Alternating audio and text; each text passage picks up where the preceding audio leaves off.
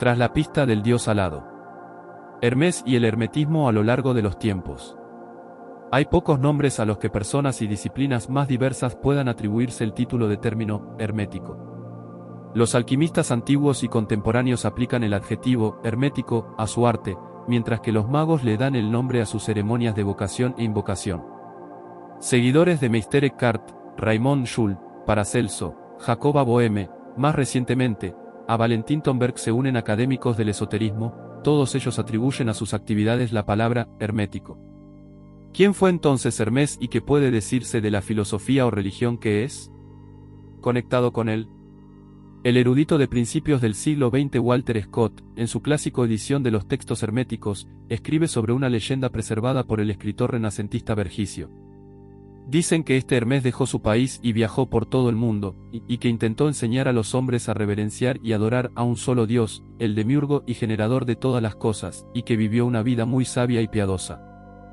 Vida, ocupada en la contemplación intelectual, y sin prestar atención a las cosas groseras del mundo material, y que habiendo regresado a su país, escribió a la con el tiempo se escribieron muchos libros de teología mística y filosofía. 1. Hasta hace relativamente poco tiempo, nadie tenía una imagen clara ni de la autoría ni del contexto de los misteriosos escritos atribuidos a Hermés. Descripciones como la anterior en realidad no son más que un resumen del ideal establecido en el hermético. Escritos. Los primeros padres cristianos, con el tiempo, sostuvieron mayoritariamente que Hermés era un gran sabio que vivió antes de Moisés y que era un hombre piadoso y sabio que recibió revelaciones de Dios que luego fueron explicados completamente por el cristianismo. Nadie mencionó que fuera griego. Dios. El Hermés griego. El erudito británico R.F. Willets escribió que, en muchos sentidos, Hermés es el más simpático, el más desconcertante, el más confuso, el más complejo, por lo tanto, el más griego de todos los dioses olímpicos. Si Hermés es el dios de la mente, entonces estas cualidades aparecen bajo una luz aún más significativa. Porque es la mente no es la más desconcertante, confusa y al mismo tiempo la más seductora de todas. Los atributos de la vida. El nombre Hermés parece tener su origen en la palabra que significa montón de piedras. Probablemente desde tiempos prehistóricos existió en Creta y en otras regiones griegas una costumbre o erigir un herma o hermallón que consiste en una piedra vertical rodeado en su base por un montón de piedras más pequeñas. Estos monumentos se utilizaban para servir como límites o como puntos de referencia para los caminantes. Existía una conexión mitológica entre estos sencillos monumentos y la deidad nombrada Hermés. Cuando Hermés mató al monstruo de muchos ojos Argos, fue llevado a juicio por los dioses. Votaron por la inocencia de Hermés, cada uno emitiendo un voto lanzando una pequeña piedra a sus pies, de modo que creció un montón de piedras a su alrededor. Hermés se hizo más conocido como el veloz mensajero de los dioses. Eurípides, en su prólogo en la obra Ión, Hermés se presenta de la siguiente manera. Atlas, que lleva en la espalda de bronce la antigua morada de los dioses en el cielo, tenía una hija, cuyo nombre era Maya, nacida de una diosa. Ella se acostó con Zeus y me dio a luz a mí, Hermés, siervo de los inmortales. Hermés tiene, pues, un doble origen. Su abuelo es Atlas, el semidios que sostiene el cielo, pero Maya, su madre, ya tiene una diosa como madre, mientras que el padre de Hermés, Zeus es, por supuesto, el más alto de los dioses. Es tentador interpretar esto como, que del trabajo mundano, Atlas, con una fuerte infusión de inspiración divina, surge conciencia, tal como la simboliza Hermés. La versatilidad y la mutabilidad son las características más destacadas de Hermés. Sus especialidades son la elocuencia y la invención, inventó la lira. Es el dios de los viajes y la protector de los sacrificios, también es dios del comercio y la buena suerte.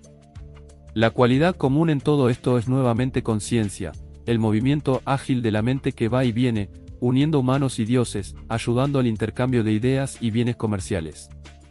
Sin embargo, la conciencia tiene un lado oscuro. Hermés también es conocido por su astucia y su fraude, perjurio y robo. Pseudo-homérico. La asociación de Hermés con el robo se hace evidente en el himno a Hermés, que cuenta con gran detalle como el joven dios, apenas levantado de su cuna, se lleva algunos de los bueyes premiados de Apolo. El enfurecido Apolo denuncia a Hermés ante Zeus, pero se apacigua con el regalo de la lira, que el joven Hermés acaba de inventar colocando cuerdas a través del caparazón de una tortuga.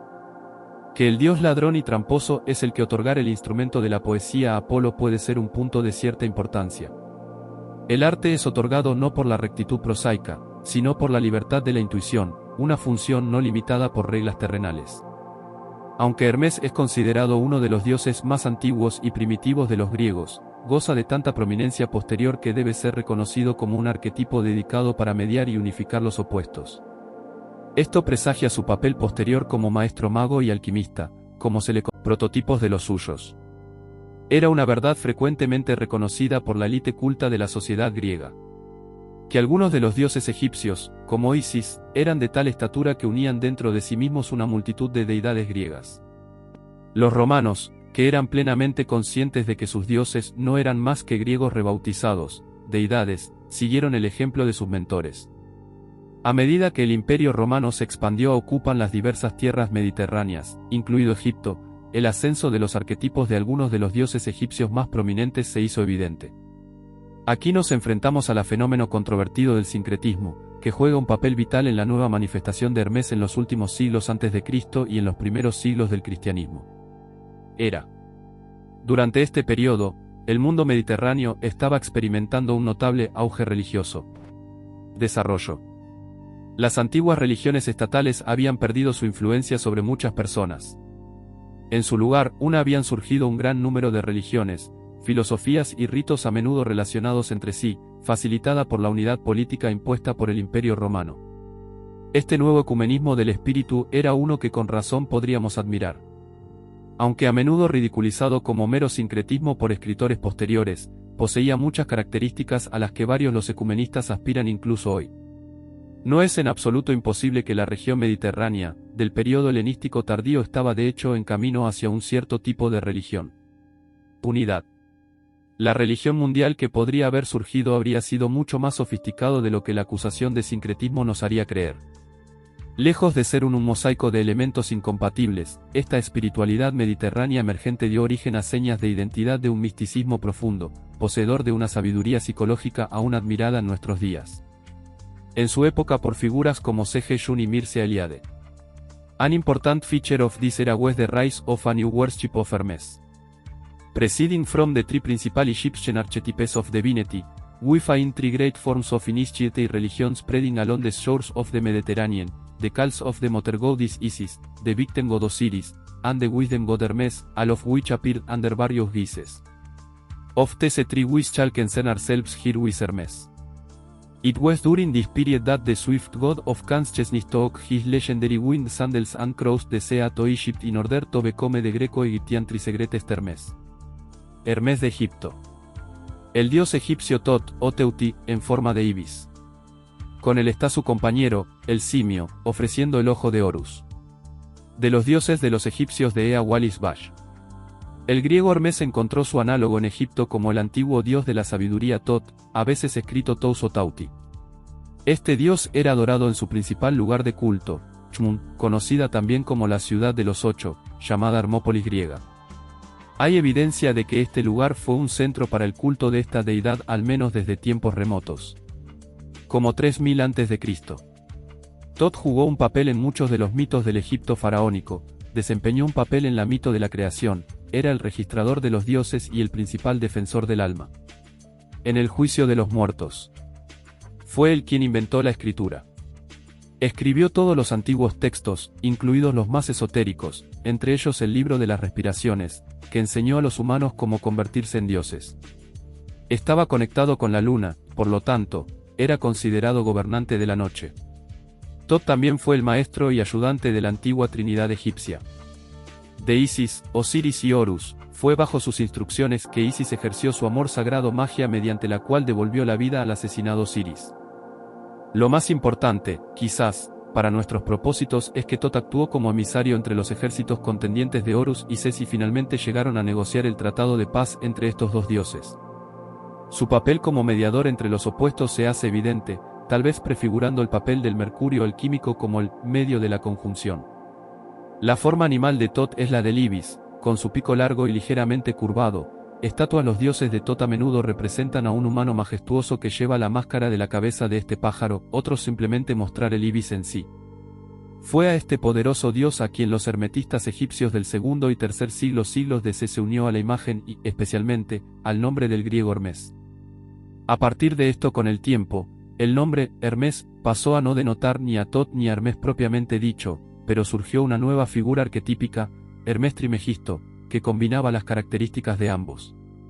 Cuando sus seguidores egipcios llegaron a establecer su altamente secreto comunidades, quien, entonces, escribió realmente los libros de Hermes, que, desde su ¿qué papel tan importante ha desempeñado el redescubrimiento en el siglo XV en nuestra cultura? Los escritos son todos anónimos, se considera que su autor mítico es el propio Hermes. El razonamiento detrás de este enfoque seudónimo es simple. Hermes es sabiduría y por lo tanto, todo lo escrito a través de la inspiración de la verdadera sabiduría está en realidad escrito por Hermes. El escriba humano no importa, ciertamente su nombre no tiene importancia. Costumbres de este tipo no han sido infrecuentes en la literatura mística. La cabalística, texto conocido como el Zohar, que actualmente se cree que fue escrito en la época medieval. Periodo, afirma ser obra de Simón Bar Yochai, un rabino del siglo II después de Cristo. Dos de los clásicos místicos cristianos más conocidos, La nube de lo desconocido y Teología germánica, fueron escritas anónimamente.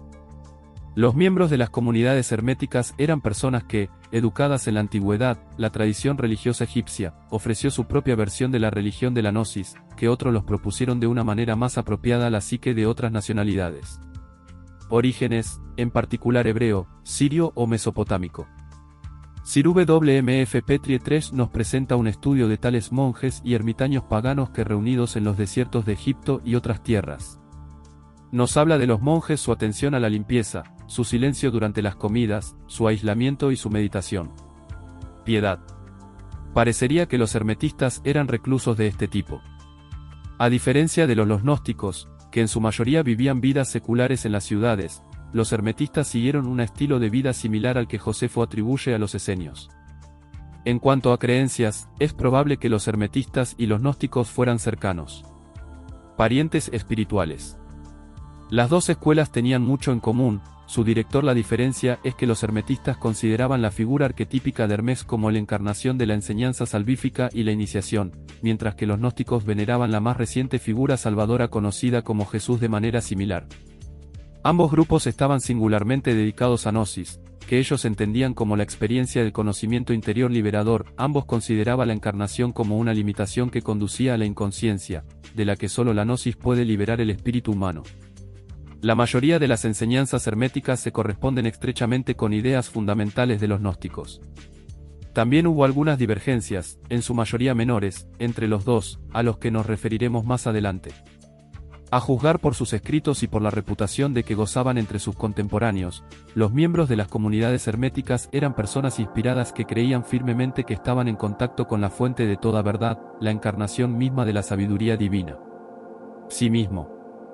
De hecho, hay muchos pasajes en los escritos herméticos en los que todavía podemos percibir la inspiración vibrante, la exaltación del espíritu, en las palabras con las que intentan describir las maravillas reveladas a su visión mística.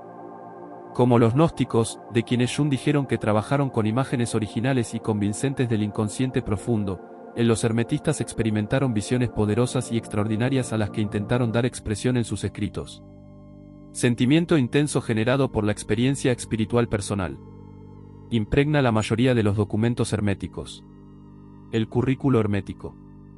Hasta hace relativamente poco tiempo había muy poca información disponible sobre el método de progreso espiritual que los hermetistas pudieron haber seguido. El Nag Hammadi, la biblioteca, descubierta en 1945, contiene al menos una escritura cuyo contenido es inequívocamente hermético. Este es el Tratado 6 del Códice Bí, cuyo título suele traducirse como el discurso sobre el octavo y el noveno. Sobre la base de este discurso, uno de sus primeros los traductores sugirieron un esquema de progreso que fue seguido por algunas de las escuelas de hermetistas. 4. Un catecúmeno hermético comenzaría con un proceso de conversión, inducido por tal actividades como leer alguna de la literatura hermética menos técnica o escuchar un discurso público. Un periodo de prueba, que incluye instrucción recibida en un discurso público. Se requirió una configuración antes de avanzar a la siguiente etapa. Esta fase se caracterizaría por un periodo de estudios filosóficos y catequéticos, basado en ciertas obras herméticas. El Asclepio y el Corecos Mou pueden ser ejemplos de dicho material de estudio. Esta instrucción se impartió a grupos pequeños. El siguiente paso supuso un avance a través de las 7 esferas o hebdomat, llevado a cabo de formato tutorial, un estudiante a la vez. Esto parece haber sido un proceso de una naturaleza experiencial, con la ayuda de inspiradores discursos temáticos.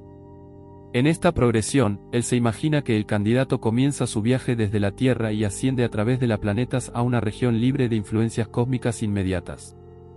Los planetas fueron consideradas mayormente como influencias de restricción, que el espíritu ascendente debe superar. Se puede notar una gran semejanza de este ascenso gradual con ascensiones similares descritas en diversas fuentes gnósticas, así como al posterior mosaico cabalístico sobre el árbol de la vida.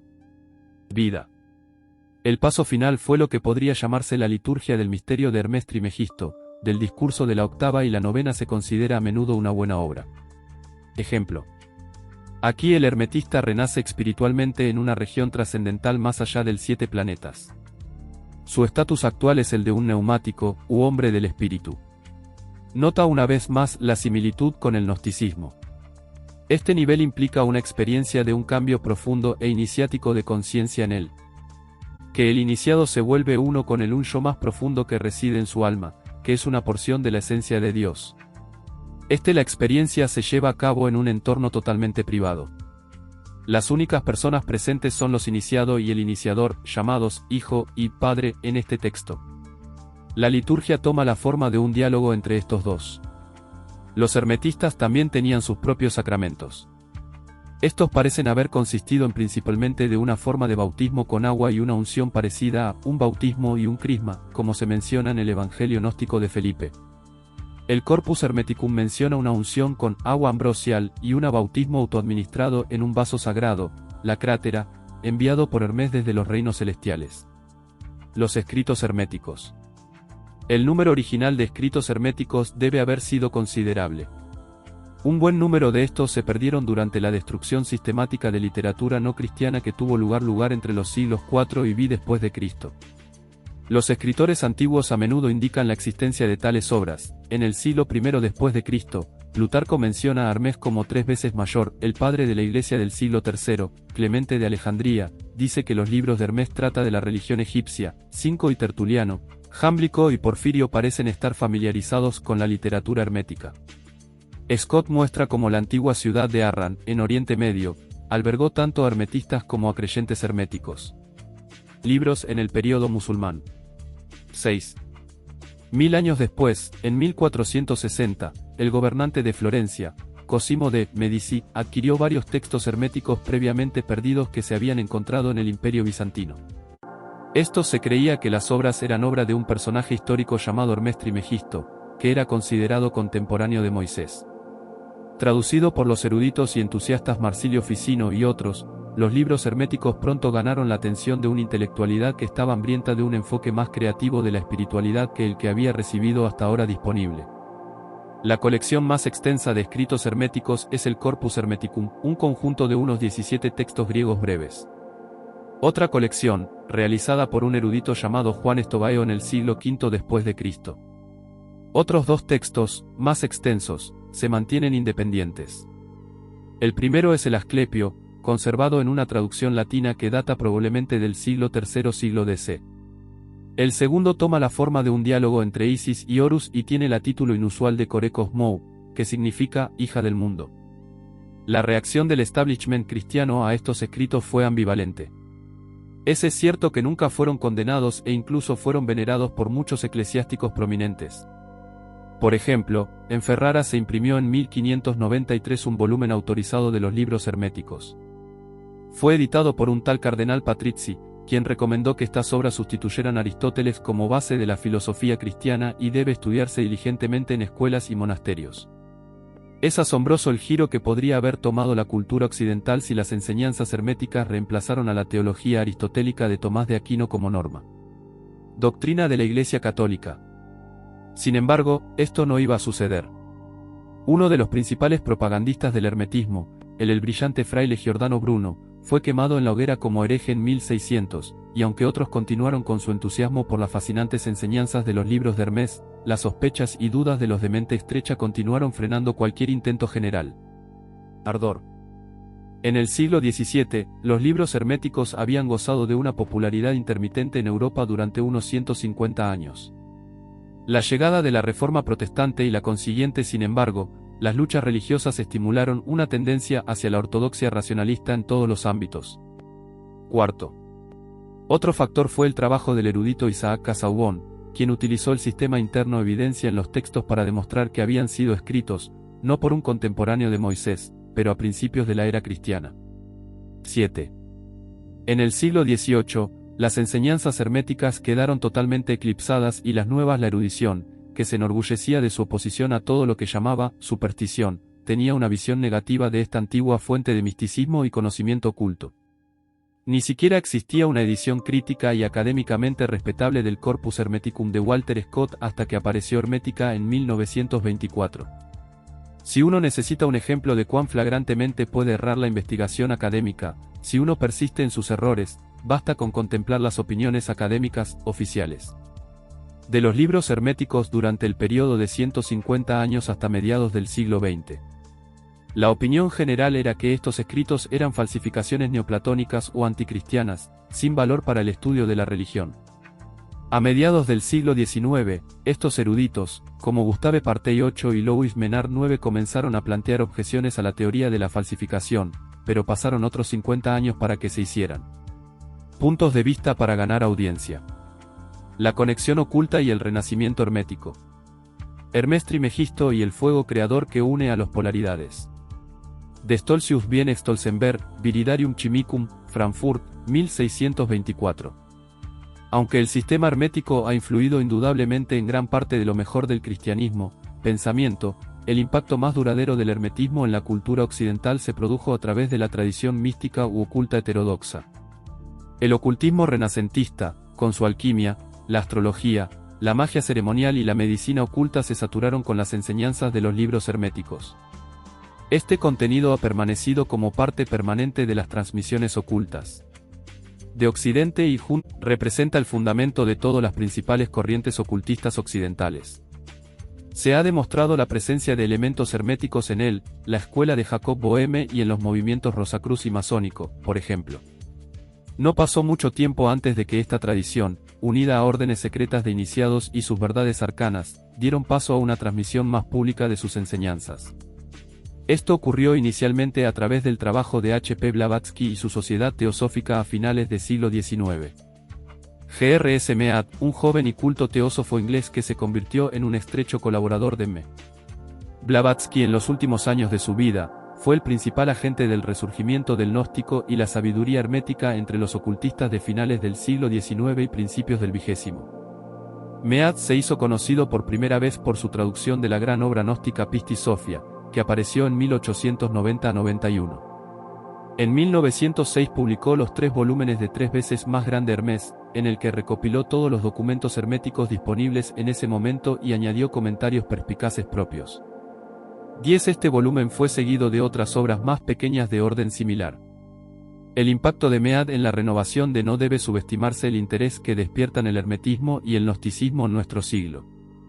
Medio siglo después, encontramos otra figura seminal que efectivamente tendió un puente entre la brecha entre lo oculto y lo académico. La académica británica Dame Frances Ayates puede ser considerado el verdadero inaugurador del renacimiento hermético moderno. Comenzando con una obra sobre Giordano Bruno y continuando con varios otros, Ayates no solo demostró ser en la inmensa influencia del hermetismo en el Renacimiento medieval, pero mostró las conexiones entre las corrientes herméticas y los desarrollos posteriores, incluida la ilustración Rosacruz, es el título mismo de uno de sus libros. Si bien hace algunas décadas podría haber parecido que la línea de transmisión que se extiende aunque la sabiduría greco-egipcia podría llegar a su fin, hoy el panorama parece más esperanzador.